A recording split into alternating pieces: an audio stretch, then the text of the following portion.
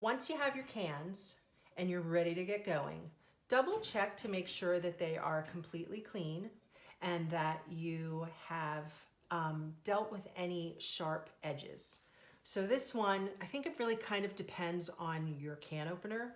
Perhaps it's the person who's operating said can opener, but I often end up with a little piece of metal that's very sharp.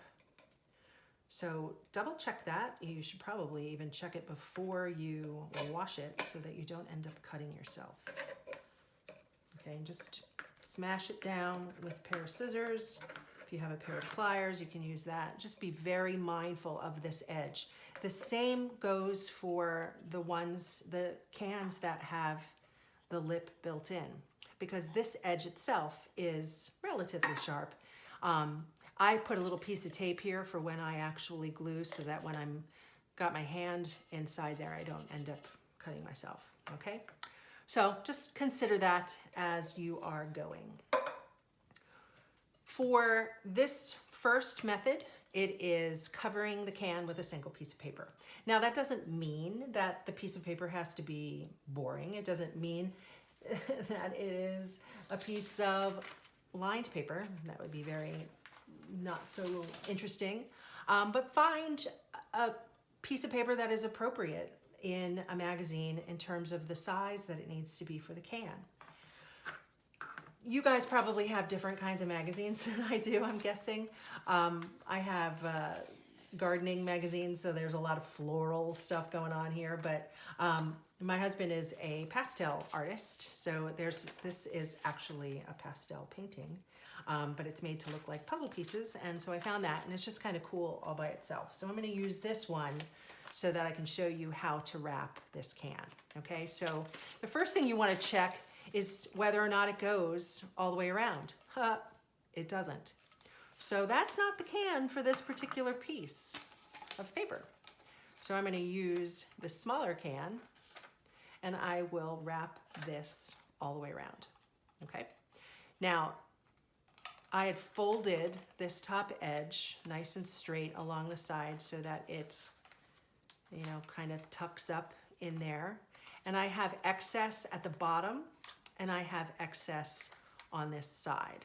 So once I can see where it needs to go, I can sort of make a little fold and then cut so that that lines up. Okay, easy peasy.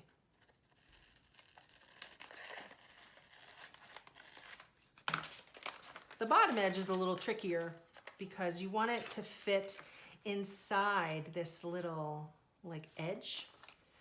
So the best way to kind of make that happen is to hold it up, get it in line with the top, and then take your finger and just press it in so that you can see where that is, where that edge. It's a little easier to have this cut first than it is for you to cut it after it's on there. So I would just kind of create that crease so that you can see where it needs to be cut, and then open it back up, visualize it, or fold it so that you can see where that was.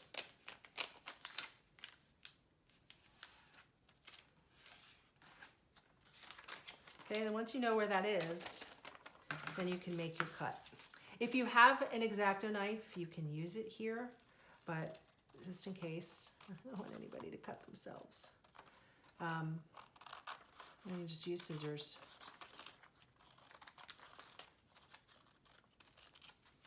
And then you have that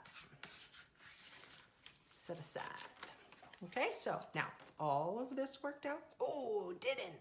Blast. It's a little short. That's okay. Okay. So when I glue this on, I'll sort of center it down on there. When I made that cut, it's relatively straight. It's a little long here, but it's definitely a little shorter than I wanted it to be. Okay, but the distance around is good. You kind of see what's going to come here. What I want you to consider with this as well is it doesn't just have to be a plain piece of magazine. You could size up what you need, start off with a piece of magazine, and then collage other pieces of magazine on top. I know some of you, when I sent out that survey, you talked about wanting to do collage, some of you, and things that had meaning.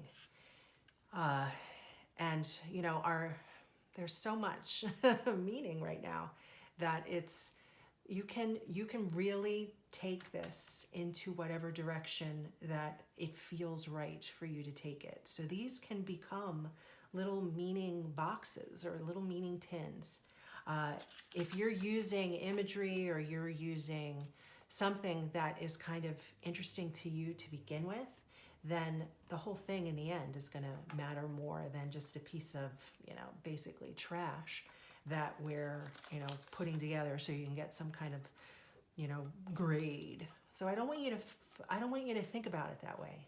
I want you to really use this as an opportunity to express yourselves, to possibly make something that you think is cool. Like when I was a kid, we used to do this all the time, but we used contact paper. So it was like an adhesive that was stuck on there. You could ask your parents, they might remember doing it. But we were resourceful. And that is what I feel like is happening now. We are getting sort of reconnected to the stuff that we have and how to use what we have properly so that we can get the most from it. So that's my hope for you.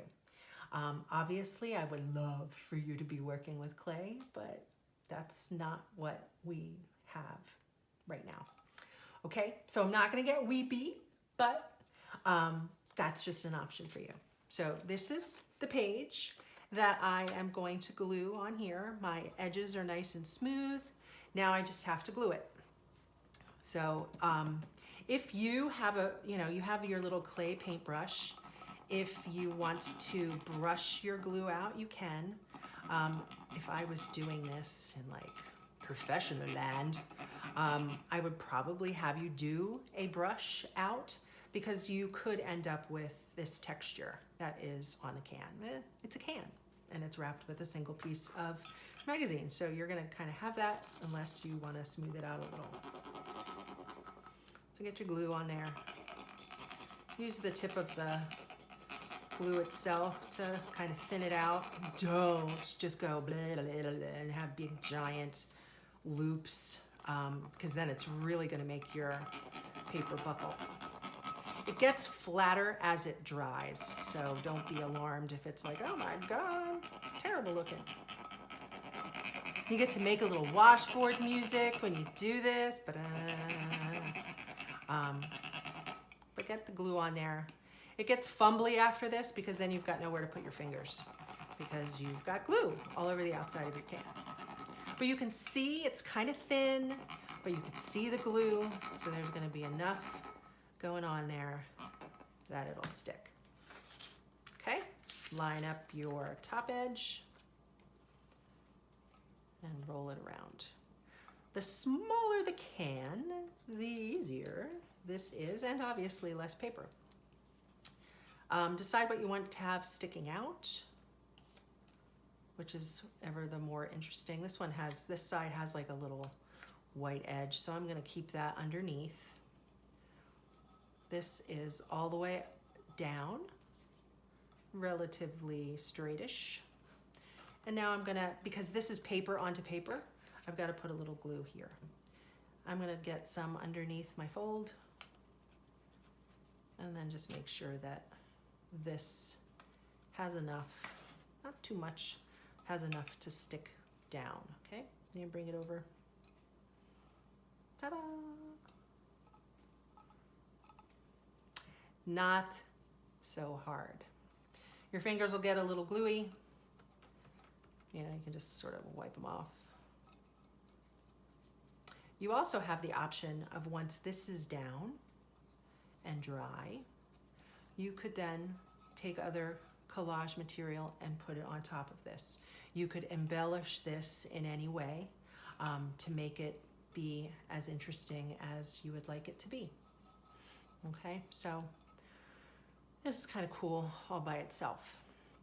But if you're looking for a little bit more personality, that's something that you can claim is yours instead of basically this is somebody else's art stuck onto a tomato paste can. That way you can, claim it as yours. All right, so that's technique number 1.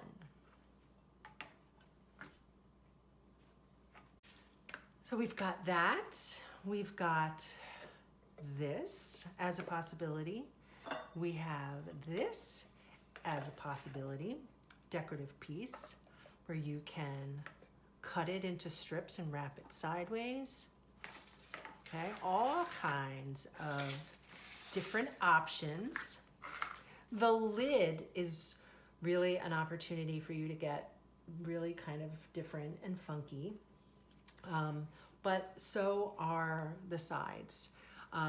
So if you're sitting there going, well, I don't have any paper, I don't have any interesting this. Yes, you can wrap your thing with notebook paper if that's your jam.